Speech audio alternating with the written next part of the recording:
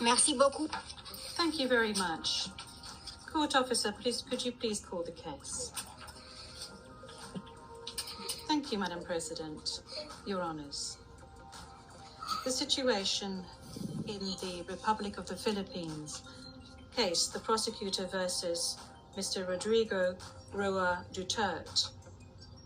Case number ICC 0121-0125. And we are in open session. Merci beaucoup. Thank you very much. I will now ask the parties to introduce themselves, starting with the Office of the Prosecutor.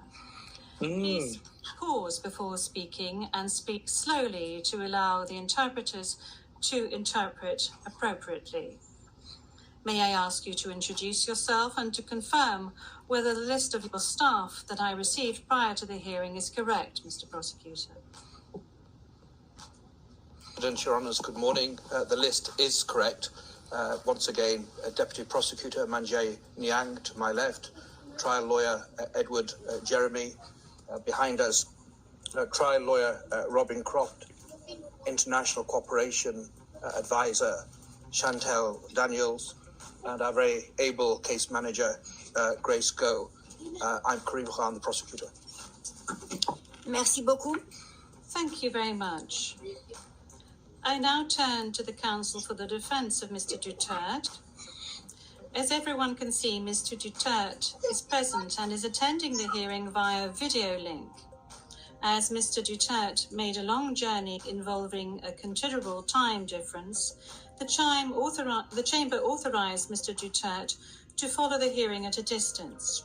His counsel, however, is present with us in the courtroom. Thank you, counsel. Please introduce yourself.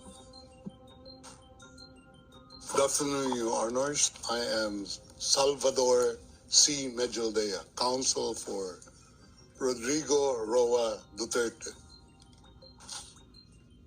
Merci beaucoup. Thank you very much. Thank you very much, counsel. I will now introduce the chamber. By my side, we have the Judge Reine Adelaide Sophie Alapine Gansu, the Vice President of the Court, and Judge Maria del Socorres Flores Liera. I am the presiding judge of the pretrial chamber 1 of the court, and my name is Julia Antoanella Mortoc.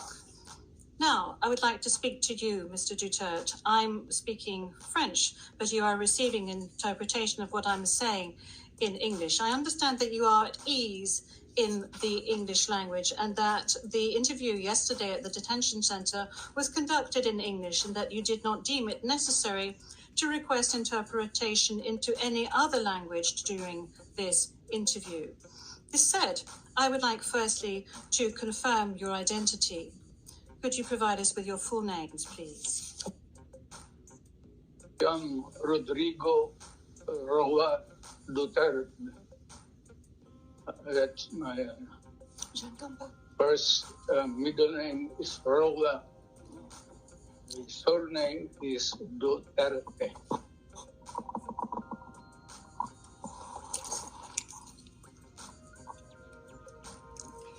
Merci beaucoup. Thank you very much. What is your date of birth? Again,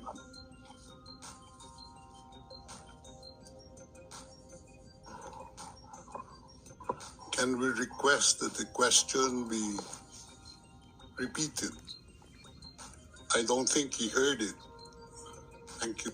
Repetition from the English booth. What is your date of birth? Yes, thank you very much, counsel. I was asking quite simply of Mr. Duterte what his full names were, and then I subsequently asked him what his date of birth was and what his place of birth is.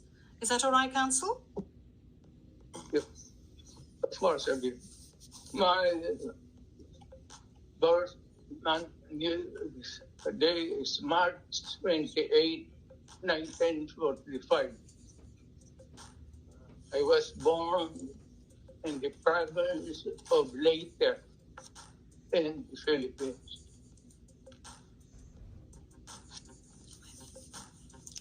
Merci beaucoup. Thank you very much. As a preliminary point, Very well. Thank you, Mr. Duterte. As a preliminary point, it is useful to clarify the nature and limited scope of this first appearance hearing. Today's hearing is neither the start of the trial, nor is it a confirmation of charges hearing. During today's hearing, no evidence will be collected or presented, and the issues of Mr. Duterte's guilt or innocence will therefore not be addressed. In accordance with Article 61 of the Rome Statute, the Court's founding treaty, and Rule 1211 of the Rules of Procedure and Evidence, the main purpose of this initial appearance is to answer 3 questions. Firstly, the Chamber must ensure that the person who was the subject of the arrest warrant has been informed of the crimes of which he is accused.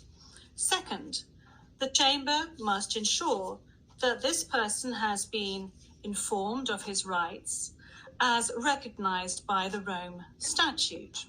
Third, the Chamber must set a date on which it intends to hold a confirmation of charges hearing. The Chamber notes that your counsel, Mr. Duterte, filed 2 motions, one in relation with today's hearing, and you may be aware that these 2 motions have not been accepted by the Chamber because of the nature of today's hearing. No further discussion on the matter is necessary during this hearing because, as I said at an earlier stage, the aim of this hearing today is to introduce the parties and to ascertain the charges and to set a date for the confirmation of charges hearing at a later stage. With regard to the first point, I recall that Mr. Duterte has received a copy of the warrant for his arrest and that a redacted version of the prosecutor's application for the issuance of the warrant of arrest is public. I will now ask the court officer to read the charges against him. The charges will be read in English. Please, over to you, Madam Courtroom Officer. Thank you, Madam President. Your honours. On 7 March 2025, Pre-Trial Chamber 1 concluded that there were reasonable grounds to believe that Mr. Duterte is criminally responsible pursuant to Article 25(3)(a) of the Rome Statute as an alleged indirect co-perpetrator for the crime against humanity of murder pursuant to Article 7(1)(a) of the statute as follows. A. Murder of at least 19 persons, allegedly drug pushers or thieves, killed by members of the Davao Death Squad in various locations in or around Davao City, Philippines between 2011 and 2016. B. Murder of at least 24 persons, allegedly criminals, such as drug pushers or thieves or drug users, killed by or under the supervision of members of the Philippines law enforcement, sometimes with the assistance of persons who were not part of the police, at various locations in the Philippines between 2016 and 2019.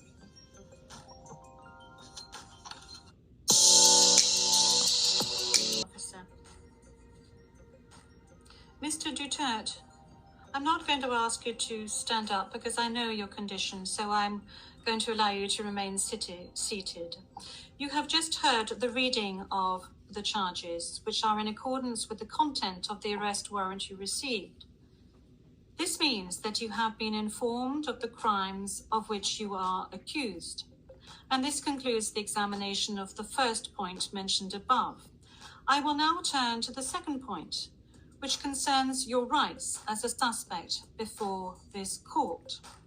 I will summarize some of these rights, which are of particular importance at this stage of the proceedings. Those rights are as follows. You can benefit from the assistance free of charge of a competent interpreter and benefit from the necessary translations to meet the requirements of fairness.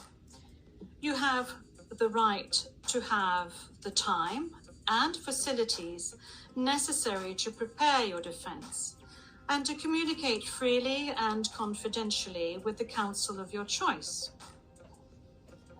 You have the right to remain silent, and you cannot be forced to testify against yourself or to confess guilt. You can also make statements in your defense without taking an oath. In addition to any other disclosure provided for in the statute, the prosecutor must disclose to you, as soon as practicable, evidence in his possession or at his disposal that shows or tends to show your innocence or to mitigate your guilt, or that could undermine the credibility of the evidence against you. At the confirmation of charges hearing, you can contest the charges, challenge the evidence presented by the prosecutor, and present evidence. There will be no trial if the charges are not confirmed or if the proceedings against you are completed. You have the possibility to make an application for interim release pending trial. And finally, Mr. Duterte, you have the right to be informed as soon as possible and in detail of the nature, cause, and content of the charges in the language that you fully understand and speak. Counsel, have you understood? We're listening, ma'am. We're listening. And before it ends, may we be allowed to present a manifestation on the circumstances behind the delivery of Mr. Duterte in this chamber.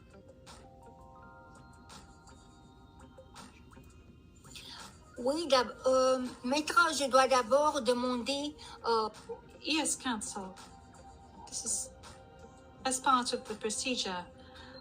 And as we've said since the very outset, I need to ask Mr. Duterte himself to make observations as to the condition of his surrender to the court and the conditions of his detention at the detention facility of the court since his arrival.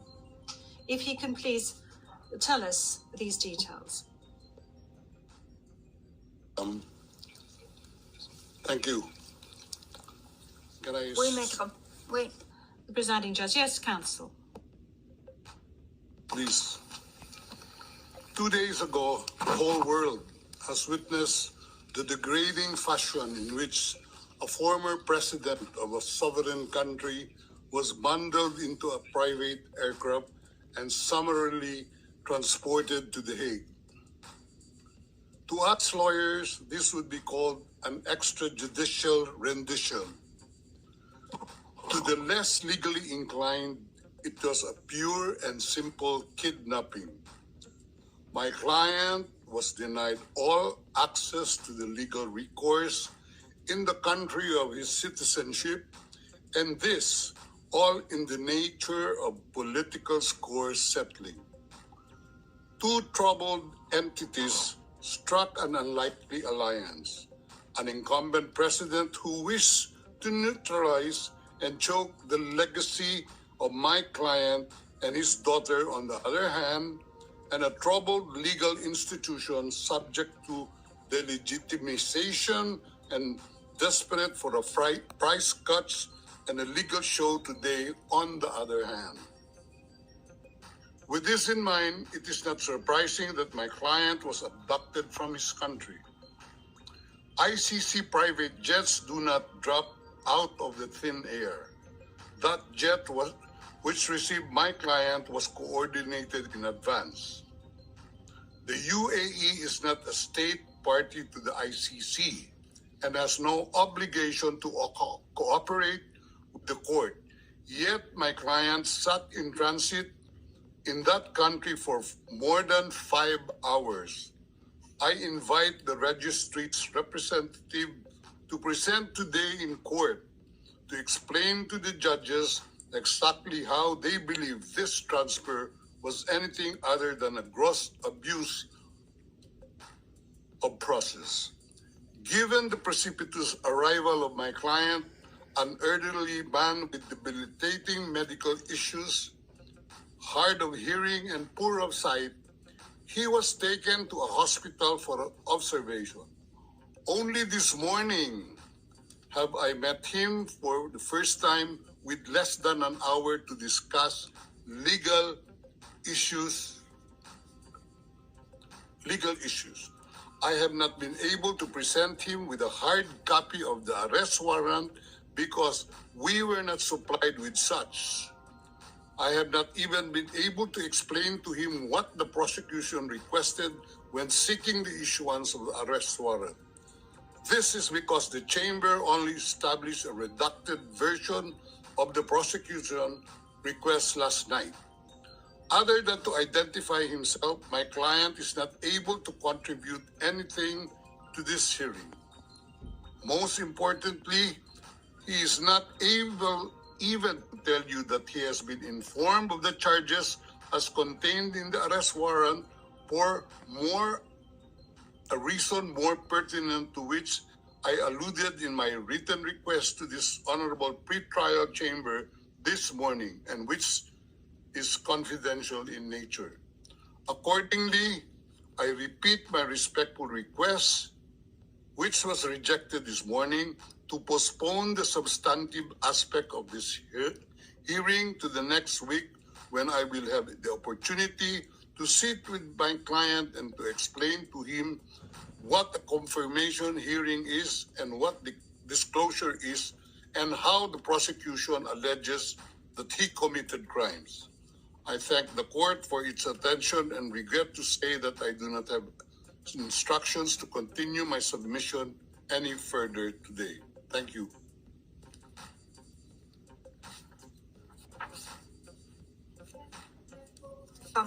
D'abord, concernant Thank you, counsel. Now, with regard to the health issues of Mr. Duterte, I believe that the court has taken specific measures with regard to his health situation, and I note that subsequent to his arrest and when he arrived at the detention center, the court's doctor was of the opinion that you were fully mentally aware and fit, and that you have undergone further checks and tests at the detention facility. And when you broached health matters, that's saying that you were not able to come to the hearing, the doctors who consulted with you were of the opinion that Mr. Duterte was not in a position to come to the hearing physically, but that if he gave a written permission, he would be able to take part via video link. Now, that is with regard to the health matters that you just mentioned. They are very important, especially concerning the matter of age. Now, with regard to the rights of Mr. Duterte, we have before us the registrar's or the registry's report that says that Mr. Duterte has been informed of his rights, including Articles 66 and 67 of the Rome Statute, and that that he is aware of his rights and that he is also aware of the charges against him. We have before us the report of the registry saying that he was also aware of the warrant of arrest in the English language and that he is very well versed in the English language.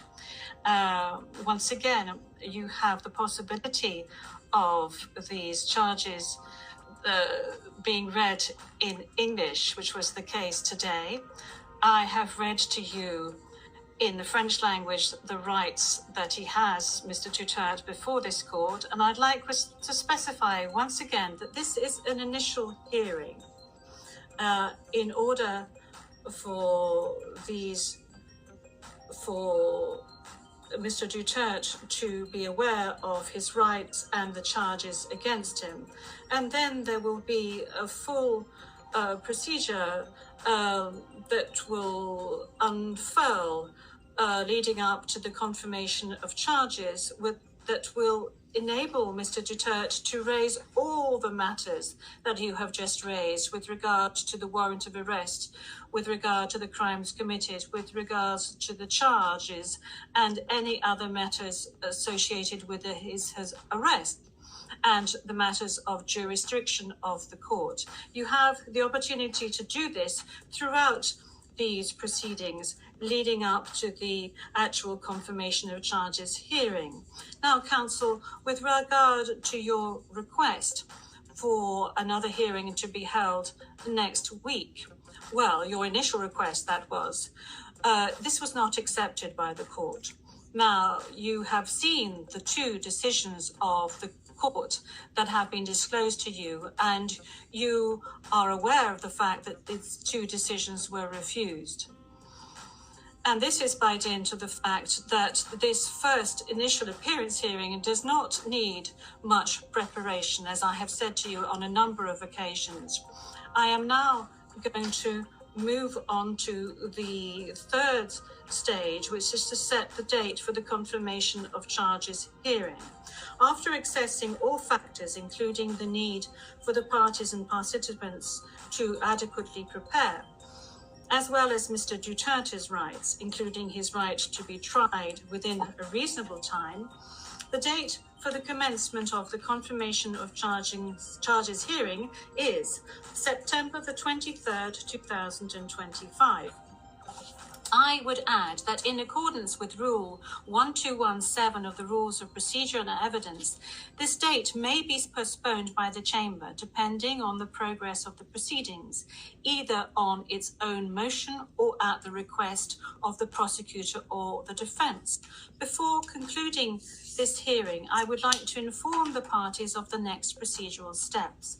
First, I would like to recall that in accordance with Rule 1212B of the Rules of Procedure and Evidence, the Chamber holds status conferences to ensure a small exchange of information under satisfactory conditions. These conferences are organized either ex officio or at the request of the prosecutor or the defense. Secondly, a set of decisions will be taken in a timely manner to ensure that the proceedings progress smoothly and expeditiously. More specifically, I am referring in particular to a decision on the arrangements and procedure for the disclosure of evidence, and a decision setting a timetable for the disclosure of evidence in such a way as to ensure orderly and efficient disclosure between the parties. In this regard, the Chamber orders the prosecutor to begin disclosing today the information on the basis of which the warrant of arrest was issued, and to complete this disclosure no later than within the next 7 days. The Chamber will also issue a decision on the participation of the victims who, according to the statute of the court and to the extent permitted by the Chamber, are authorized to present their views and concerns at this stage of the proceedings. We have come to the end of Mr. Duterte's first appearance hearing. I would like to thank all the participants in this hearing, the interpreters, and the stenographers. This concludes today's hearing.